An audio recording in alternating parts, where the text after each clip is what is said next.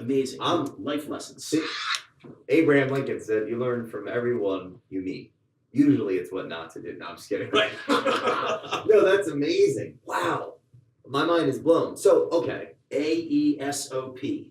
Yeah. Great for kids. I read them when I read these when I was 8 years old. All right, let's talk about that for a second, because I've done quite a bit of study on, like, now, so more than ever, early child development is like that 4 to 7, 8 range of 8. Like, those are very psychologically developing ages. Yeah. Were you an only child? If I was any lonelier, I'd be on an island. Yeah, dude. I had a stepbrother who I hadn't seen since I was I don't know, I was like 7, 8. Yeah. He decided not to communicate with my adopted mother.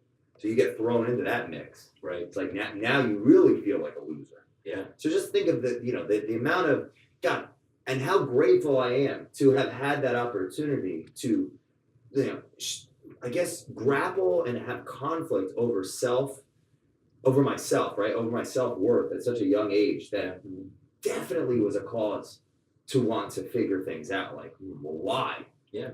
So, like, you started reading those fables at 8 years old. Did that kind of spiral into being more curious in your life? Yeah, absolutely. There was these things. I'm way older than you are, but it spiraled into this thing called Story of America cards. Okay. So I became like a history buff in 4th and 5th grade, and it was all from reading, and it was all being curious. It was just being curious. I would read for about an hour before I went to bed every night. It was just something that I wanted to do. No one forced me to do it. I didn't have draconian, rules and regulations at home. I was just naturally very curious about certain things, and I wanted to learn more about them. I have a new brand for you. You do? The Mortgage Philosopher. Mortgage Philosopher. I like that. Could run with it, dude. There you go. I mean, this is the thing. It isn't a normal thing to think. I'm sorry. You don't have to say that. That's your brand. You can stay clean. Thinking is not an average construct. Because it takes energy. Right. Not memorizing things. Yeah. You can Google that. Thinking takes energy. Yeah. So that's very intriguing to me.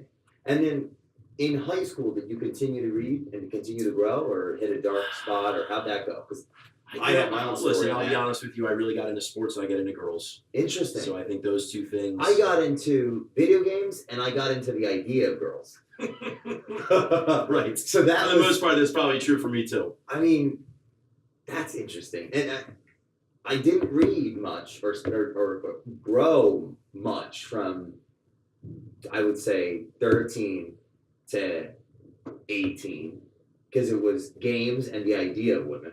Yeah. But I did it young. Like, I got the curious bug young, like you. Right. And then there was I call it the dark ages. Right. Wait, I need that time back.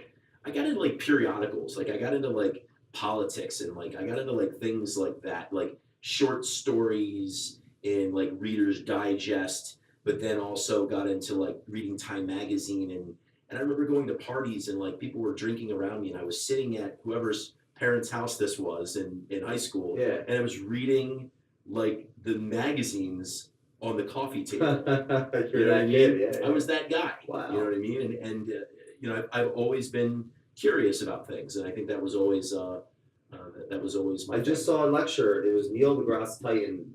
He is the astrophysicist that's on all these very TV shows. He was doing an interview with the gentleman that just wrote Leonardo da Vinci's new biography. There's two authors that are really, really prominent. Well, Rob Chernow, who wrote about Alexander Hamilton, and then there's this other guy. God, I keep forgetting his name. That's the guy. No, it's Leonardo. He wrote about Leonardo da Vinci, Einstein, Steve Jobs, some real serious biographies. Yeah. And so he's being interviewed by Neil deGrasse Tyson. What he said about Leonardo da Vinci was that he was not Einstein. He was not born with some high-powered Ferrari engine. Right. He was an extremely curious, observant, and committed man. Yeah. Wanted to know everything about everything, would reflect on everything, and then just said no to all the other stuff of life would bring him, and then just said yes to all that.